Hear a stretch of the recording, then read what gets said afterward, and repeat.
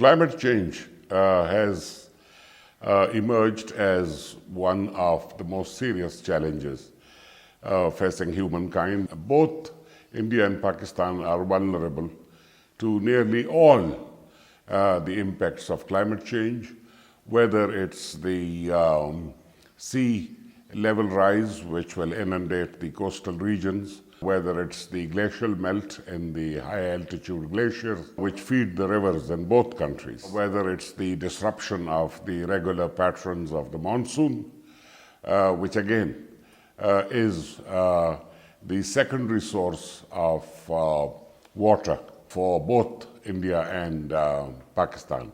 Another impact will be the likely increase in the number, in the duration, and in the intensity of extreme weather events like floods, droughts, windstorms, hurricanes, and all. So India and Pakistan, which of course, like most developing countries, have had no role in creating the problem, will be among the most serious victims. India has more recently emerged as one of the factors in the global emissions which are responsible for warming and higher temperature, but that that started only recently.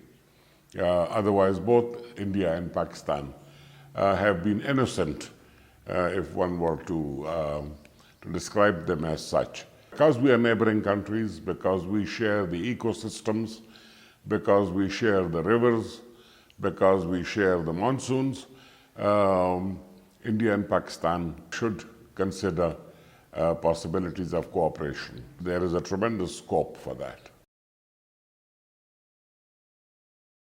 Pakistan has, the cabinet approved a climate change policy which was prepared by experts and work done by technical staff and institutions in Pakistan. This policy document is a comprehensive document. It has more than 100 recommendations on mitigation, how to reduce emissions, and the emphasis, of course, is on adaptation, how to protect the key sectors, economic sectors like water, energy, agriculture and food security, and disaster management, as well as the health impacts, how to protect these sectors from the negative consequences of climate change. The problem is not so much in the credibility of the policy framework, the absence of the other prerequisites for the success of climate change policies: political ownership, the political will, translating the broad policy framework, which I mentioned, the one adopted in 2012, into actionable projects and programs, the coherence and coordination between the various sectors and ministries which are responsible for climate change, because climate change is not a sectoral topic. It's a topic that will concern nearly all departments and ministries. Major challenge which Pakistan shares with other developing countries is, of course, the capacity and resource constraints. We know what we have to do, but we don't have the money. To give you one example, there is an agreement among experts that Pakistan needs to significantly increase its capacity to store water, both the flood water as well as the river waters, so that water can be used when we have what are known as the dry years, or the years when the river flows are not as good. But we don't have the money. We have not built a single dam or a reservoir with our own money. We have institutions, we have research centers, but they are not staffed by technically qualified people. That is a challenge that that faces most developing countries, but somehow Pakistan has become a laggard. It is behind even South Asian countries like Bangladesh and Sri Lanka in terms of preparing for the challenges of climate change. India and Pakistan have so many commonalities in terms of our ecosystems, in terms of the sources of water, which are basically the glaciers and the monsoons. We have similar socio-economic conditions. We are neighboring country. So even the soil conditions are almost similar, if not identical. So it is therefore the possibilities of cooperation are tremendous, particularly in the area of freshwater resources. And that is a sector through which most of the adverse impacts of climate change will be manifested. Because when we have floods, we'll have too much water. When you have droughts, we'll have too little water. When you have early monsoons, again, you have water when you don't need. When you have late monsoons, you don't have water when you need it.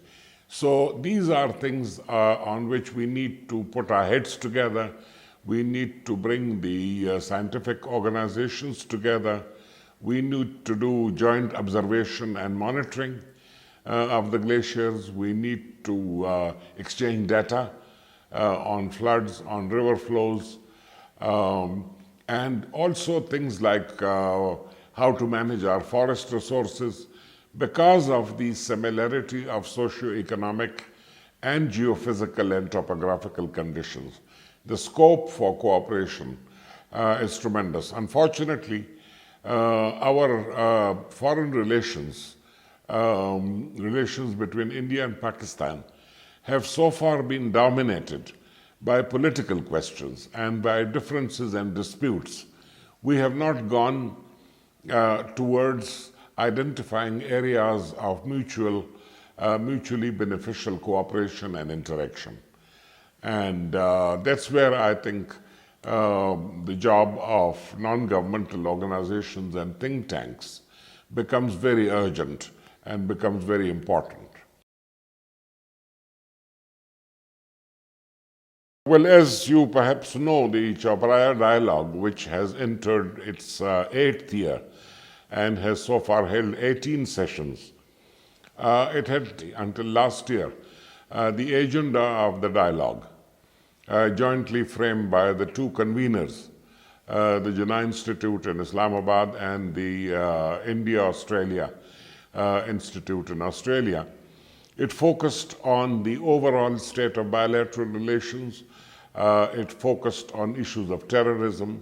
It also sometimes focused on nuclear issues, on Afghanistan, which is a common concern, on people-to-people contacts, connectivity in terms of trade, in terms of telephones, in terms of culture. Last year, the conveners decided to include climate change in recognition of the fact that this was a common threat and that this threat can be converted into an opportunity for interaction and cooperation. Was constituted comprising 2 members from Pakistan and 2 from India. I'm one of the 2 initiative.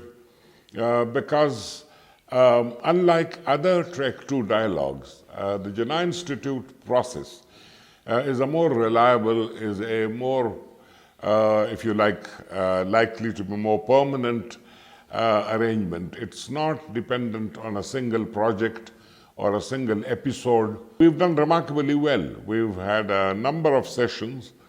The task force has met, and the task force has met with a larger group. And we've already identified a number of areas of cooperation. At the latest meeting, Chaophraya 18, we came up with a set of specific recommendations. We called on both countries to formally, structurally include climate change in their bilateral dialogue as and when, and we hope earlier than later, the dialogue is resumed. Of course, there is cooperation at the bilateral level between India and Pakistan. There is also cooperation at the regional level through the regional mechanisms such as the Ministers of Environment and SARC. We also need to work together to ensure that the global architecture, which has been formalized in the Paris Agreement, that supports the efforts of developing countries. So there is an enormous potential for cooperation between our two countries. The experts at the unofficial level are almost united in that.